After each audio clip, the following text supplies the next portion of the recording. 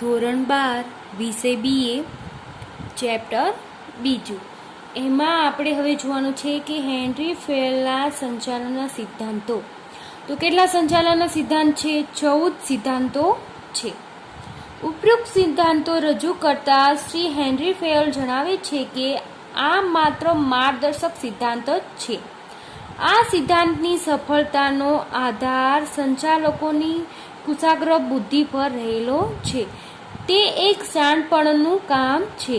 આ સિદ્ધાંતોની સમજૂતી નીચે મુજબ આપી શકાય. હવે આપણે સંચાલનના સિદ્ધાંતો જોઈશું. એમાં પહેલું છે કે શ્રમ વિભાજનનો સિદ્ધાંત. સંચાલનમાં કર્મચારીઓ તથા સંચાલકોની કાર્યક્ષમતા વધારવા પર ભાર મૂકવામાં આવે છે.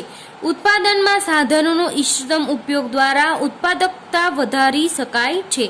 આ ઉપરાંત કર્મચારીની તથા સંચાલકોની કાર્યક્ષમતા વધારવા માટે શ્રમ વિભાજન જરૂરી છે.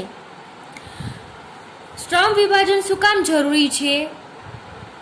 તો કે સંચાલનના કર્મચારીઓ તથા સંચાલકોની કાર્યક્ષમતા વધારવા માટે પર ભાર મૂકવામાં આવે છે. ઉત્પાદનના સાધનોનો ઇષ્ટતમ ઉપયોગ એટલે કે સારામાં સારો ઉપયોગ દ્વારા ઉત્પાદકતા વધારી શકાય છે. તમે જે ઉત્પાદકતા એટલે કે પ્રોડક્શન વધારી શકાય છે. આ ઉત્પાદક કર્મચારી તથા સંચાલકોની કાર્યક્ષમતાના વધારવા માટે શ્રમ વિભાજિત જરૂરી છે. શ્રમ વિભાજનને કારણે વિશિષ્ટકરણ તથા શક્ય બને છે. શ્રમ વિભાજન સંચાલકોની કક્ષાએ તેમજ કારખાના કક્ષાએ એમ બંને કક્ષાએ થવું જરૂરી છે. તેનાથી વિશિષ્ટકરણ સિદ્ધાંતોનો લાભ લેવો જોઈએ. શ્રમ વિભાજનમાં એવું કહે છે કે શ્રમ વિભાજન થવું જોઈએ જેથી કર્મચારીઓ સારી રીતે કાર્ય પણ કરી શકશે અને એનું કામ સરળ અને ઝડપી પણ બની શકશે. હવે બીજું છે સત્તા અને જવાબદારીનો સિદ્ધાંત. સત્તા અને જવાબદારી એ એક સિક્કાની બે બાજુ છે. હવે આ તમને શોર્ટ ક્વેશ્ચન પણ પૂછાય કે એક સિક્કાની બે બાજુ કોણ છે? તો કે સત્તા અને જવાબદારી. જવાબદારી વગરની સત્તા અને સત્તા વગરની જવાબદારી બંને અધૂરા છે. કે જવાબદારી ના હોય તો સત્તા નકામી અને સત્તા વગરની જવાબદારી નકામી. જ્યારે તાબેદારને કામ વિશેની કોઈ જવાબદારી સોંપવામાં આવે ત્યારે તે અંગેની સત્તા પણ સોંપવી જરૂરી છે. સત્તા સોંપણી વખતે કર્મચારીનો હોદ્દો, જ્ઞાન, લાયકાત, અનુભવ, નેતૃત્વની કળા, પુખ્તતા વગેરે પરિબળો ધ્યાને લેવા જોઈએ, જેને પરિણામે કર્મચારીનો ઉત્સાહ વધે અને ધ્યેય સિદ્ધિ સરળ બને છે. શું શું ધ્યાનમાં રાખવાનું?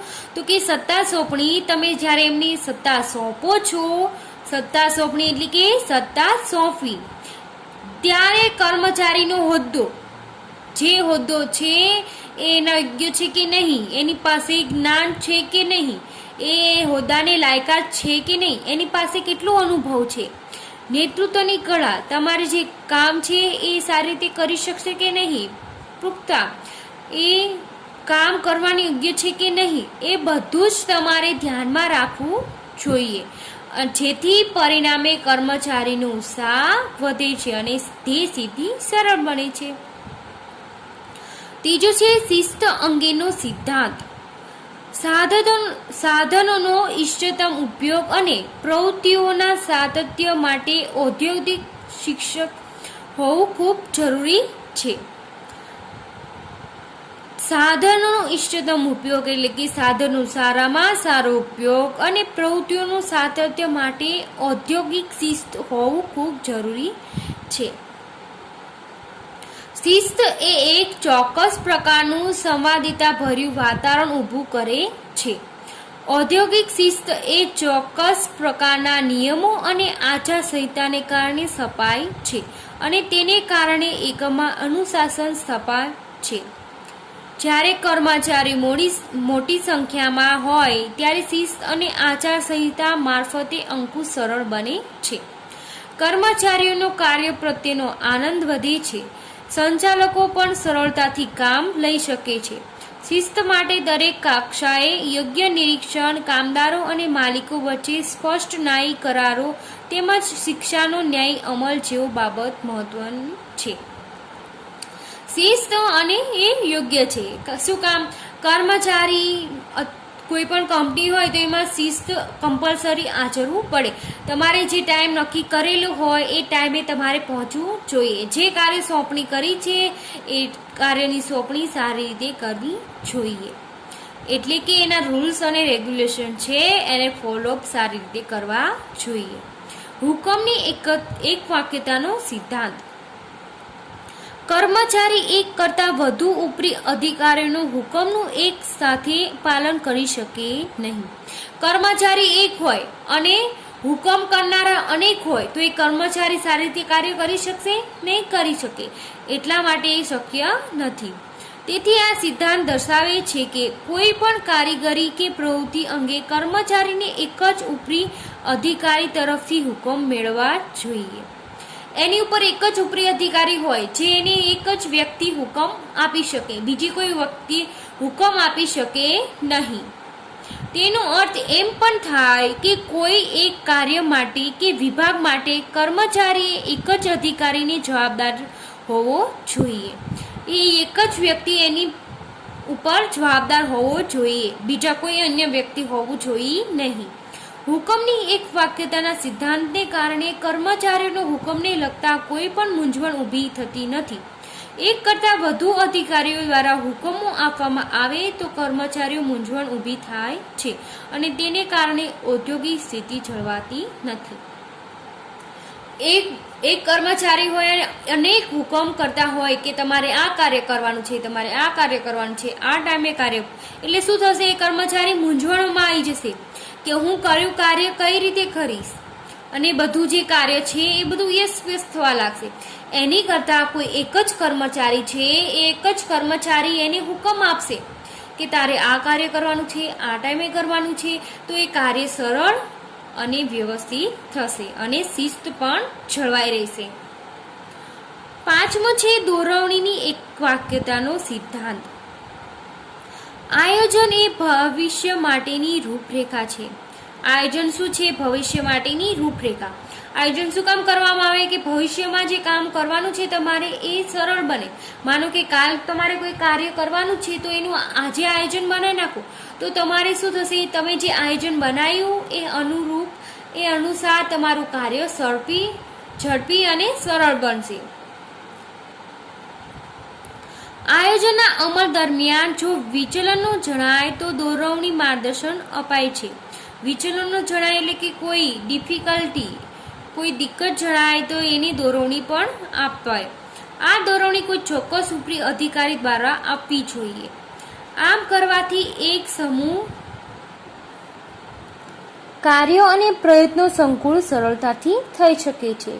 આ સિદ્ધાંત મુજબ કર્મચારી જૂથની ઉપર એક જ અધિકારી હોય જોઈએ અને આ જૂથ એક જ ધ્યેયની સિદ્ધિ માટે જૂથ કાર્ય કરતું હોવું જોઈએ. હવે છે છઠ્ઠો, સામાન્ય હિતને વધુ અને વ્યક્તિગત હિતને ગૌણ સ્થાન. સંચાલક એ સામૂહિક પ્રવૃત્તિ છે. સંચાલક શું છે? એક સામૂહિક પ્રવૃત્તિ છે કે સામૂહિક પ્રવૃત્તિ એટલે કે બધાના સમૂહમાં, એક જૂથમાં એ કાર્ય કરવાનું હોય છે. તેથી વ્યક્તિ વચ્ચે, વિભાગ વચ્ચે સંકલન હોવું જરૂરી બને છે. એટલે કે વ્યક્તિ વચ્ચે, તમારે જૂથ છે તો બધા વ્યક્તિ છે તો વ્યક્તિ વચ્ચે સંકલન હોવું જોઈએ, વિભાગ વચ્ચે સંકલન હોવું જોઈએ. તેથી ધંધાકીય એકમની ધ્યેય સિદ્ધિ સરળ બને છે. આ સિદ્ધાંત દર્શાવે છે કે કોઈ વ્યક્તિગત કે કર્મચારી જૂથના હિતને સમગ્ર એકમના હિતની સામે ગૌણ ગણવું જોઈએ. એટલે કે વ્યક્તિગત હિત કરતાં સામાન્ય હિતને પ્રાધાન્ય આપવું જોઈએ. આમાં શું કહે છે કે સામાન્ય હિતને વધુ અને વ્યક્તિગત હિતને ગૌણ સ્થાન આપવું જોઈએ. એટલે કે વ્યક્તિગત હિતને, બધાના વ્યક્તિ એને હિતને, સામાન્ય હિતને પ્રાધાન્ય આપવું છે કે વધુ એને જરૂરી ગણવું જોઈએ, એને પહેલું સ્થાન આપવું જોઈએ. હવે છે કર્મચારીઓ યોગ્ય વેતનનો સિદ્ધાંત. કર્મચારીઓ જે સેવા આપે છે તેના બદલામાં તેમને જે વળતર મળે છે તે વેતન કહે છે. એટલે કે કર્મચારી જે કાર્ય કરે છે બદલામાં શું મળે છે એને વેતન કહે છે.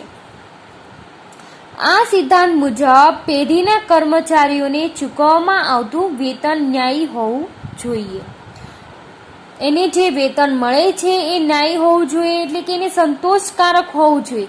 એને જે વેતન મળે છે એને સંતોષકારક હોવું જોઈએ કે ના, મને આટલું વેતન મળે છે તો હા બરોબર છે. નિયમ અનુસાર વેતનની ચૂકવણી એ માલિક અને કર્મચારી વચ્ચેનો સંબંધ સુદૃઢ બનાવે છે. એકમમાં બધા જ કર્મચારીઓ એક સરખી કાર્યક્ષમતાની કાર્ય કરતા હોતા નથી. એકમમાં કેટલાક કાર્યદક્ષ કર્મચારીઓ પણ હોય છે જેઓ નિશ્ચિત કરતાં વધારે ઉત્પાદક અને કામ આપે છે. તેઓ તેમની કાર્યક્ષમતાનો બદલો મેળવવો જરૂરી છે. એટલે કે જે કર્મચારી વધુ કાર્ય કરે છે, એમની કાર્યક્ષમતા વધારે છે તો એમને વધારે વેતન ચૂકવવું પડે. આમ કરવાથી મજૂર ફેરબદલી દર ઘટે છે. જે મજૂરો હોય એમને શું હોય કે આ કંપનીમાં સારું વેતન નથી મળતું તો બીજી કંપનીમાં જતા રહે. એટલે જો એ મજૂર છે એ સારું કાર્ય કરે છે તો એને વેતન દર વધારો કરવો જોઈએ. કુશળ કારીગરો માટે બોનસ, નફા ભાગ, સંચાલક મંડળમાં પ્રતિનિધિત્વ વગેરે જેવી પ્રોત્સાહક યોજના પણ અમલમાં મૂકવી જોઈએ. એને બોનસ આપવું જોઈએ, એને નફામાં ભાગ, બહુ સારા કર્મચારી હોય, સારું કાર્ય કરતા હોય, બધું હેન્ડલિંગ કરી શકતા હોય તો એને નફામાં ભાગ પણ આપી શકાય. સંચાલક મંડળમાં પ્રતિનિધિત્વ, જે સંચાલક મંડળ છે એમાં એને ભાગ આપવો જોઈએ, એમાં એને કાર્યની સોંપણી કરવી જોઈએ જે બધું એ હેન્ડલિંગ કરી શકે. એટલે એને પ્રોત્સાહન યોજના પણ અમલમાં મૂકવી જોઈએ. 8મો છે કેન્દ્રીયનો સિદ્ધાંત. વ્યવસ્થા તંત્રના માળખાને સફળ બનાવવા માટે કેટલાક અંશે સત્તાનું કેન્દ્રીકરણ કે વિકેન્દ્રીકરણ થવું જોઈએ, તેની સ્પષ્ટતા હોવી જરૂરી છે. વ્યવસ્થા તંત્રમાં જેટલે અંશે સત્તાની સોંપણી થઈ નથી તેટલે તેને કેન્દ્રીકરણ કહેવામાં આવે છે. શું કહે છે કે વ્યવસ્થા તંત્રમાં જેટલે અંશે સત્તાની સોંપણી થઈ નથી તેને શું કહેવામાં આવે છે? કેન્દ્રીકરણ કહેવામાં આવે છે. કર્મચારીઓની શક્તિનો શ્રેષ્ઠ ઉપયોગ થાય તે માટે કેન્દ્રીકરણના સિદ્ધાંતને અપનાવવો જરૂરી છે. મોટા કદના એકમોમાં કેન્દ્રીકરણ ઓછું સફળ થાય છે. તેથી એકમના કદ મુજબ કેન્દ્રીકરણ અને વિકેન્દ્રીકરણ કરવામાં આવતું હોય છે. એટલે કે એકમનું ધંધાનું મોટું કદ હોય, બિઝનેસ મોટો હોય તો એમાં એની મુજબ કેન્દ્રીકરણ અને વિકેન્દ્રીકરણ કરવામાં આવતું હોય છે. 9મો છે સત્તાની રેખિક સાંકળનો સિદ્ધાંત. આ સિદ્ધાંત સત્તાની ઉચ્ચ વહીવટી અધિકારીઓથી લઈ તળ સપાટીના કર્મચારીઓ સુધીની સાંકળ રચવા પર ભાર મૂકે છે. આપણે 3 સપાટી જોઈ ગયા, કઈ? ઉચ્ચ સપાટી, મધ્ય સપાટી અને તળ સપાટી. તો એ ત્રણેય સપાટીમાં કર્મચારીઓ સુધીની સાંકળ રચવામાં આવે છે. ઉચ્ચ સપાટી, મધ્યમ સપાટી અને તળ સપાટી. સત્તાની સાંકળ ઉચ્ચ સંચાલકો લઈ તળ સપાટી સુધી વણ તૂટેલી રહેવી જોઈએ. વણ તૂટેલી એટલે કે તૂટવી જોઈએ નહીં. જે સાંકળ છે એ તૂટવી ના જોઈએ. દરેક સપાટીને અનુરૂપ સત્તા અને જવાબદારીની વહેંચણી થવી જોઈએ. એકમમાં કામ કરતા કર્મચારીને ખ્યાલ હોવો જોઈએ કે તે કોને જવાબદાર છે અને તેને કોણ જવાબદાર છે. તેને લીધે એક રેખિક સાંકળ ઉદ્ભવે છે જે ઉચ્ચ સપાટીથી નીચે તરફ જાય છે અને તળ સપાટીથી ઉચ્ચ સપાટી તરફ માહિતી પ્રેરણ થાય છે. એટલે કે ઉચ્ચ સપાટી, મધ્યમ સપાટી અને તળ સપાટી એ ત્રણેય સાંકળ તૂટવી જોઈએ નહીં. ઉચ્ચ સપાટી જે કાર્ય સોંપે છે, મધ્યમ સપાટી જે કાર્ય સોંપે છે અને તળ સપાટી એ બધાની સાંકળ હોવી જોઈએ. જે તળ સપાટી જે માહિતી આપે છે એ ઉચ્ચ સપાટીને આપે, પછી મધ્યમ મધ્યમ સપાટીને આપે અને મધ્યમ સપાટીએ ઉચ્ચ સપાટી સુધી પહોંચે. હવે 10મું છે વ્યવસ્થાનો સિદ્ધાંત. આ સિદ્ધાંત બે વસ્તુ પર ભાર મૂકે છે: માલ સામાનની વ્યવસ્થા અને સામાજિક વ્યવસ્થા. માલ સામાનની દરેક વસ્તુ તેના યોગ્ય સ્થાને હોવી જોઈએ. એવી જ રીતે યોગ્ય લાયકાત કૌશલ્ય ધરાવતા કર્મચારીને યોગ્ય સ્થાને મૂકવો જોઈએ. કોઈ ચોક્કસ સ્થાન માટે યોગ્ય કર્મચારીની ભરતી અંગેની પણ વ્યવસ્થા હોવી જોઈએ. આમાં શું કહે છે કે વ્યવસ્થાનો સિદ્ધાંત, આમાં બધું વ્યવસ્થા શું હોય, યોગ્ય હોવી જોઈએ. કે તમે માલ સામાન છે એ માલ સામાનની વ્યવસ્થા પણ યોગ્ય હોવી જોઈએ, સામાજિક વ્યવસ્થા પણ યોગ્ય હોવી જોઈએ અને માલ સામાનની દરેક વસ્તુ તેના યોગ્ય સ્થાને હોવી જોઈએ.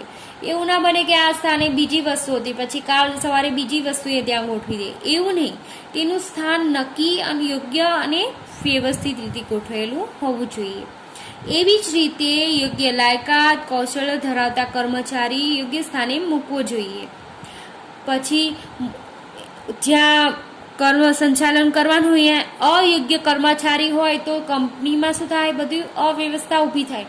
એને સંચાલન કરતા ના ફાવે તો ત્યાં બધી અવ્યવસ્થા સર્જાય. એટલા માટે જે એને લાયકાત ધરાવતો વ્યક્તિ છે, કૌશલમાં પારંગત છે, એ વ્યક્તિઓની નિમણૂક કરવી જોઈએ. 11મો છે સમાનતાનો સિદ્ધાંત. કર્મચારીઓ અને સંચાલક વ્યવસ્થાનો એક ભાગ છે. કર્મચારી એ જીવંત વ્યક્તિ છે, તેથી તેમની પાસે કામ લેવા માટે વ્યવહારુ અભિગમ અપનાવવો પડે. અધિકારીઓએ કર્મચારી પાસે કામ લેતી વખતે ન્યાયપૂર્ણ અને સમાનતાથી વર્તવું જોઈએ. પછી કર્મચારીને સંચાલન શું છે, એક વ્યવસ્થાનો ભાગ છે. બંને શું છે, એક જીવંત વ્યક્તિ છે. એમની પાસેથી કામ લેવા માટે વ્યવહારુ અભિગમ હોવો જોઈએ. એવું નહીં કે પછી તમે ગમે એમ બોલો, ગમે એમ એમની પાસેથી કામ લો, એવું હોવું ન જોઈએ. વ્યવહારુ હોવું જોઈએ, વ્યવસ્થિત હોવું જોઈએ. અધિકારીઓ કર્મચારી પાસે કામ લેતી વખતે ન્યાયપૂર્ણ અને સમાનતાથી વર્તવું જોઈએ. એને પછી ગુસ્સાથી કે એનું સન્માન ખોરવવું ન જોઈએ. એને વ્યવસ્થિત એને કહેવું જોઈએ કે તારે આ કાર્ય કરવાનું છે, આ રીતે કાર્ય કરવાનું છે. આ માટે વૈધિક કે રૂઢિગત વલણની જગ્યાએ અવૈધિક રૂપે વર્તન કરી એકમમાં સમાનતા સ્થાપવા માટે જરૂરી પ્રયત્નો કરવા જોઈએ. એની સાથે બહુ ફ્રેન્ડલી વાત કરવી જોઈએ. એની સાથે બધી જ રીતે એને કોઈ પ્રોબ્લેમ છે તો એનું સોલ્યુશન પણ લાવવું જોઈએ. કર્મચારીઓનું સંચાલકો પ્રત્યે વર્તન કે વફાદારી વલણ સમાનતા અને ન્યાય પર આધારિત છે. કર્મચારી સંચાલક પ્રત્યેનું વર્તન અને વફાદારી વલણ સમાનતા અને ન્યાય પર આધારિત હોય છે. સ્થિર કર્મચારી ગણનો સિદ્ધાંત. કાયમી અને સ્થિર કર્મચારી ગણ એ ધંધાની એકમની મૂડી છે. કોઈ એક એકમમાં લાંબા સમય ટકી રહેવાથી કર્મચારીનો વિકાસ થાય છે અને ધંધાકીય એકમની ધ્યેય સિદ્ધિ માટે કર્મચારીની સ્થિરતા ખૂબ જ મહત્વનો ફાળો આપે છે. લાંબા સમય સુધી કર્મચારી જે તે એકમમાં રહેવાથી અધ્યયન વક્રની અસરને પરિણામે ઉત્પાદકતા વધે છે તેમજ મજૂર ફેરબદલી દર ઘટે છે. કાયમી કર્મચારીઓ માટે બઢતી તાલીમ વગેરેની વ્યવસ્થા કરવી જોઈએ. શું કહે છે કે કર્મચારી સ્થિર એટલે શું કે તમે જે કંપનીમાં કામ કરતા હોય કર્મચારી, એના એક કર્મચારી શું લાંબા ટાઈમ સુધી એમાં ટકી રહેવા જોઈએ. લાંબા સમયગાળામાં 1 વર્ષમાં એ કર્મચારી કામ કર્યું અને પછી છૂટા થઈ ગયા, તો એમ નહીં. લાંબા ગાળા સમય સુધી કર્મચારી ત્યાં ટકી રહેવા જોઈએ. એટલે એને શું થશે કે એ કર્મચારીની સ્થિરતા ખૂબ જ મહત્વનો ફાળો આપે છે. લાંબા સમય સુધી કર્મચારી છે તે એકમમાં રહેવાથી અધ્યયન વક્રની અસરો પરિણામે ઉત્પાદકતા વધે છે. એને શું થશે, અનુભવ થશે. જેમ અનુભવ થશે એમ એની આગળ એની બઢતી થશે. એટલા માટે કર્મચારીએ સ્થિર કર્મચારી ગણ હોવો જોઈએ અને સ્થિર કર્મચારી રહે એટલા માટે બઢતી તાલીમ વગેરેની વ્યવસ્થા પણ કંપનીમાં કરવી જોઈએ. 13મું છે પહેલ વૃત્તિનો સિદ્ધાંત. સંચાલકોમાં જેમ જેમ ઉદ્યોગ સાહસિકતા જરૂરી છે તેમ કર્મચારીમાં પહેલ વૃત્તિ હોવી જરૂરી છે. સંચાલકોએ એવું ધંધાકીય વાતાવરણ પૂરું પાડવું જોઈએ કે જેમાં કર્મચારીઓની પહેલવૃત્તિને પ્રોત્સાહન મળે. પહેલવૃત્તિ કર્મચારીઓમાં સ્વતંત્ર રીતે કાર્ય કરવાની શક્તિનો વિકાસ થાય છે. તેમાં નેતૃત્વ શક્તિ પણ ખીલે છે. પહેલવૃત્તિ એટલે કે કર્મચારીઓને પહેલવૃત્તિ હોવી જોઈએ, એની આવડત હોવી જોઈએ, એ પોતાની રીતે કાર્ય કરતું હોવું જોઈએ અને ધંધાકીય એને એ રીતે વાતાવરણ પણ પૂરું પાડતું હોવું જોઈએ. 14મો છેલ્લો સિદ્ધાંત છે જૂથ ભાવનાનો સિદ્ધાંત. ધંધાકીય એકમની સફળતાનો આધાર સંચાલકો અને કર્મચારીઓ પરસ્પર સંબંધો પર રહેલ છે. તેને બંને વર્ગમાં સંવાદિતા ભર્યા સંબંધો હોવા જોઈએ. સંચાલકોએ કર્મચારી વચ્ચે જૂથ ભાવના પેદા કરવી જોઈએ. જો તમામ કર્મચારીઓ જૂથ બનીને કાર્ય કરશે તો એકમની ધ્યેય સિદ્ધિનું કાર્ય સરળ બને છે. હેનરી ફેલે ઉપરના સિદ્ધાંતો દર્શાવ્યા વખતે કહ્યું છે કે સંચાલનના સિદ્ધાંતોની ઉપયુક્ત યાદી એ અંતિમ યાદી નથી. સંચાલકો પોતાના અનુભવ, સંશોધન અને જ્ઞાનને આધારે તેમાં નવા સિદ્ધાંતોનો ઉમેરો કરી શકે છે. આ સિદ્ધાંતોનો ધંધાકીય, આર્થિક, રાજકીય અને સામાજિક એમ તમામ પ્રવૃત્તિઓમાં સરખી રીતે લાગુ પાડી શકાય છે. હવે જોઈએ જૂથ ભાવનાનો સિદ્ધાંત શું કહે છે કે તમે જૂથમાં હળી મળીને કાર્ય કરશો તો એની સફળતા વધારે આવશે. સંચાલકો અને કર્મચારીઓ પરસ્પર સંબંધ પર રહેલો છે. જો એ પરસ્પર સંબંધ સારા હશે તો એ ધંધાકીય એકમમાં કાર્ય કરવામાં પણ સરળતા રહે છે. એમાં જૂથ ભાવના હોવી જોઈએ. હેનરી ફેલ એવું કહે છે કે ફક્ત 14 સિદ્ધાંતો એ પર્યાપ્ત નથી, એટલે કે એ એટલા જ નથી, પણ તમે તમારા અનુભવો એના આધારે, સંશોધન જ્ઞાનને આધારે પણ એમાં નવા સિદ્ધાંતો ઉમેરી શકાય છે. હવે છે પીટર ઓફ ટ્રેકરનું સંચાલન ક્ષેત્રે પ્રદાન. તેમને સંચાલન ક્ષેત્રે શું પ્રદાન કર્યું એ જોઈશું. પીટર એફ ટ્રેકર 1909-2015 ખૂબ જ પ્રખ્યાત સંચાલન શાસ્ત્રી તરીકે ખ્યાતિ પ્રાપ્ત લેખક, ચિંતક અને કેળવણીકાર હતા.